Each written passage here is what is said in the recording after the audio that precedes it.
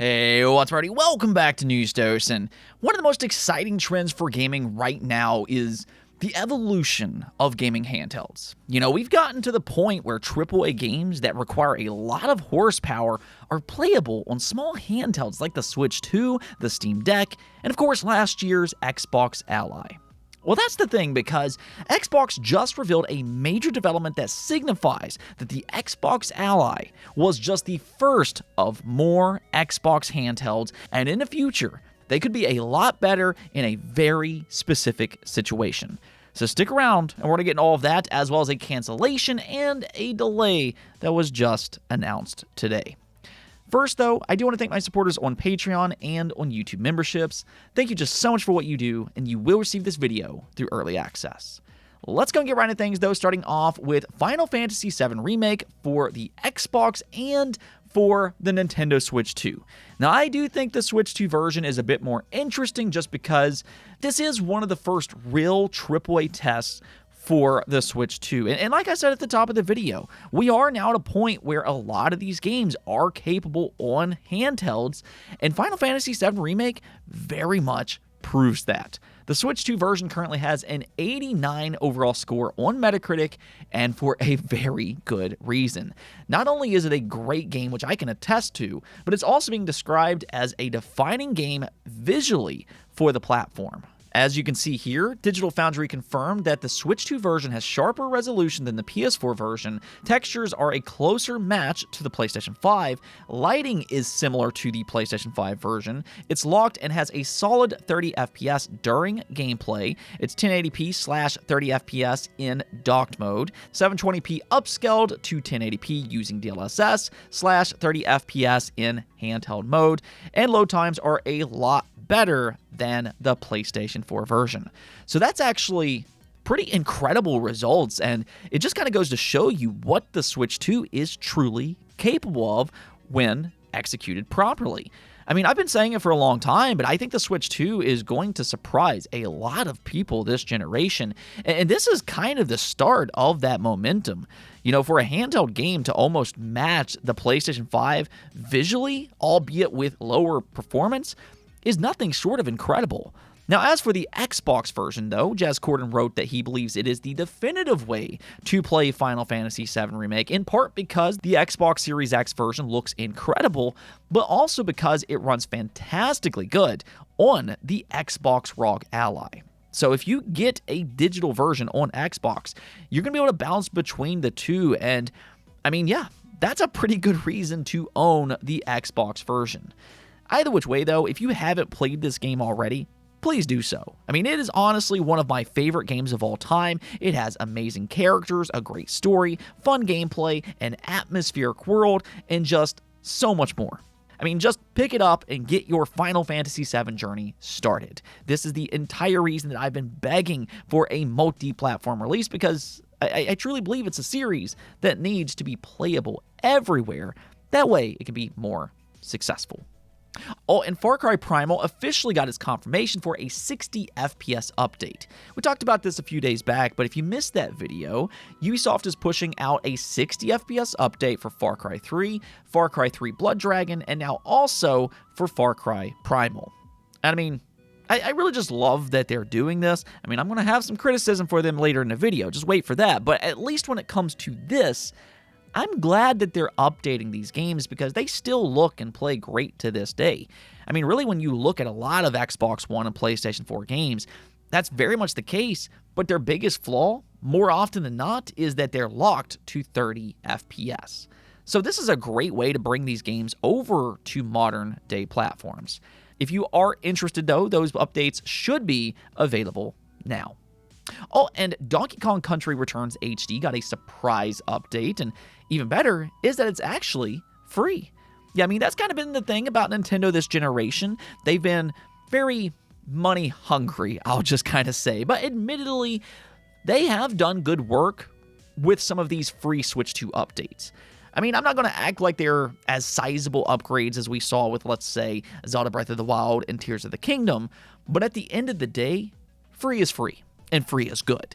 In this case, though, Donkey Kong Country Returns HD will receive better load times and improved image quality with better resolution, and some new gameplay features such as Dixie Kong being a playable character. Of course, she plays with a different playstyle, which will be a very nice feature to have in co-op mode, where a second player can take control of her, or Diddy Kong if they prefer. Now, they also added a new turbo attack mode, which gives players the option to race through a stage at high speed. They even added Portuguese language and game share. So, I mean, I just think that this is a really cool update all around. Again, you can't beat free, and quite frankly, I kind of feel like they owe it to players in this case. I mean, when it first launched at, I want to say $50, a lot of people were taken back by that, considering that was more expensive than the old 3DS version. So maybe this is their way of saying thank you for spending so much money on an old Wii and 3DS remaster. All right, now let's go and talk about Xbox, though, because their busy start to the year continues with a fairly significant announcement that's kind of going under the radar right now, though I don't think that it should be. Yeah, I'll circle back to that here in just a moment, but what's happening here is that they just announced that Microsoft Prism now supports 85% of the Xbox Game Pass library. Now, what exactly is Microsoft Prism, though, and why should you even care about this news in the first place? And well, that's where this story becomes very interesting, because for those that are unaware, Microsoft Prism is a translation layer that allows Xbox PC games to run on Windows ARM devices.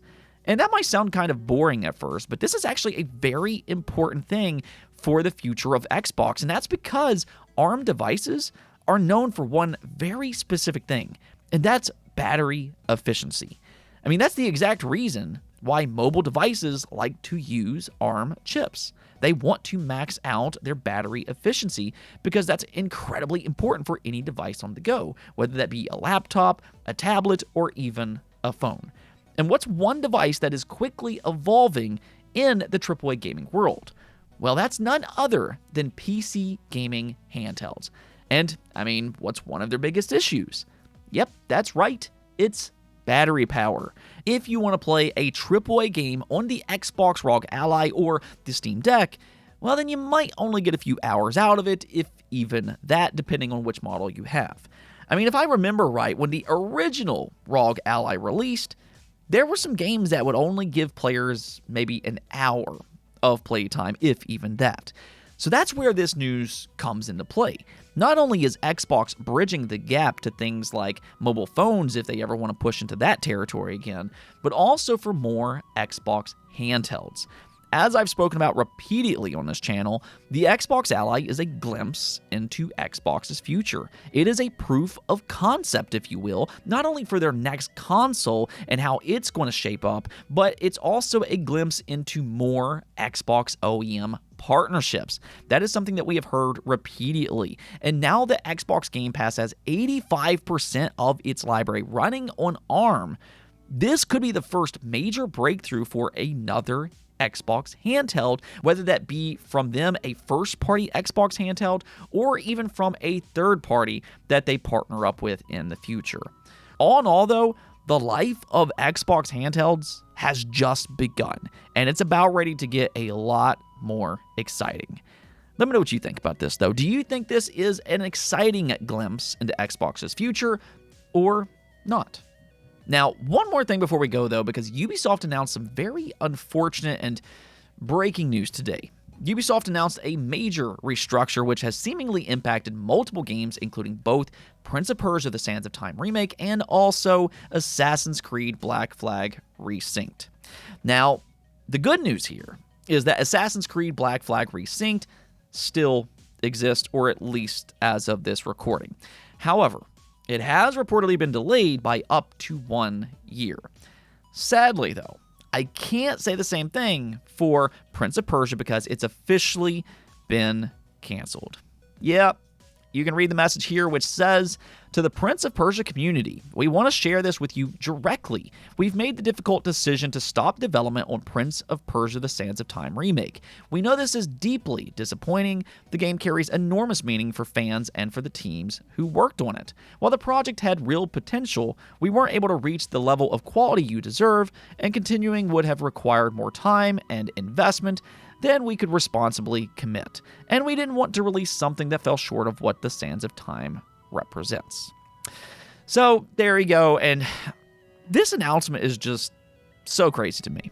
I mean, by all indication, the plan was for them to release it this month. So it's not like they don't have a product that they can't release, but instead it's more so that they have no confidence in said product, and in order to gain that confidence, they would need even more time, which they just cannot get more money for, which again is just so crazy to me. I mean, I just don't understand how they managed to mess up a remake, out of all things, twice. I mean, you would think that a remake would be, fairly easy to do, just stay true to the original with the characters and the story, upgrade the gameplay a little bit. You would think that they could pull that off, but no.